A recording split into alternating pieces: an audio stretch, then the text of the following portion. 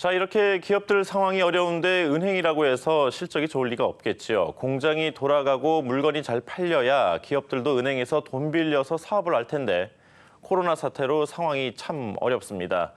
주요 금융지주들의 1분기 실적들 살펴볼까요? 먼저 지난해 가까스로 리딩뱅크 자리를 지켰던 신한금융, 순이익 9,324억 원으로 지난해와 비슷한 수준에 머물렀습니다. 900억 원 차이로 1등 자리를 놓쳤던 KB금융 보겠습니다. 증권 부문에서 적자를 내면서 순이익이 7,295억 원에 그쳤는데 1년 전보다 13.7% 줄어든 수치입니다.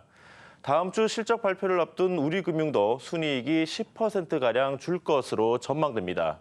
하나금융만이 두 자릿수 순이익 성장률을 기록했습니다. 코로나 사태 감안하면 이 정도면 선방한 것 아니냐는 평도 있지만 대부분 시장 기대치에 한참 못 미치는 실적들입니다.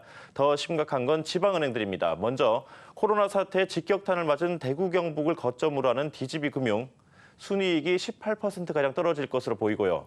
부산 경남 기반의 BNK 금융 역시 상황이 별반 다르지 않아 보입니다. 눈여겨봐야 할 점은 이들 지방은행들의 대출 잔액에서 90% 이상이 지역 중소기업과 자영업자 몫이라는 겁니다. 지역 경제 붕괴로 폐업과 도산이 잇따르면서 연체율이 오르면서 은행들의 재정 건전성도 나빠질 텐데요. 상황이 이렇다 보니 국제신용평가사 무디스가 이들 은행들의 신용 등급 하락을 검토하고 있습니다.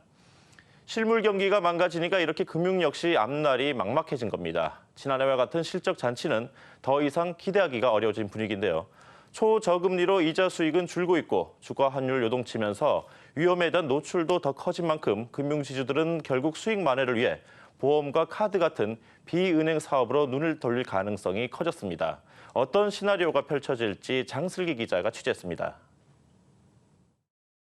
이번 1분기에는 신한금융지주가 KB를 앞서며 리딩뱅크 자리를 차지했지만 비은행 계열사 인수에 따른 효과는 올 하반기 본격화될 전망입니다.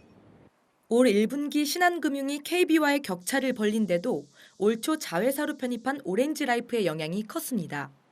오렌지라이프는 이 기간 전년보다 25.1% 증가한 순이익을 내며 신한금융의 실적을 견인하는 데 톡톡한 효자 역할을 했습니다. KB금융이 보험사 인수에 공격적으로 나섰던 것도 이런 이유 때문입니다.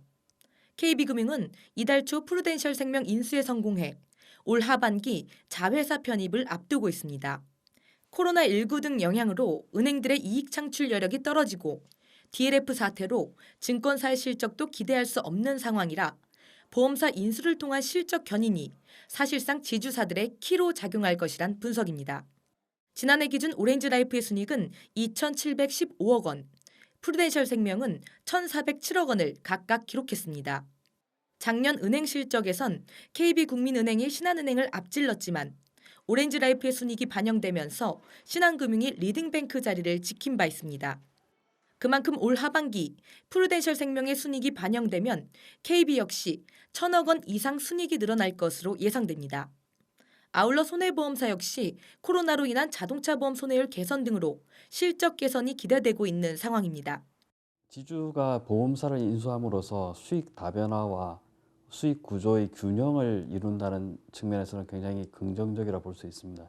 지주 차원에서 비이자 이익을 추구하고 향후에 이제 포트폴리오를 좀 더 균형 있게 가져가기 위해서 보험사 인수가 향후에 큰 힘이 될 수도 있습니다.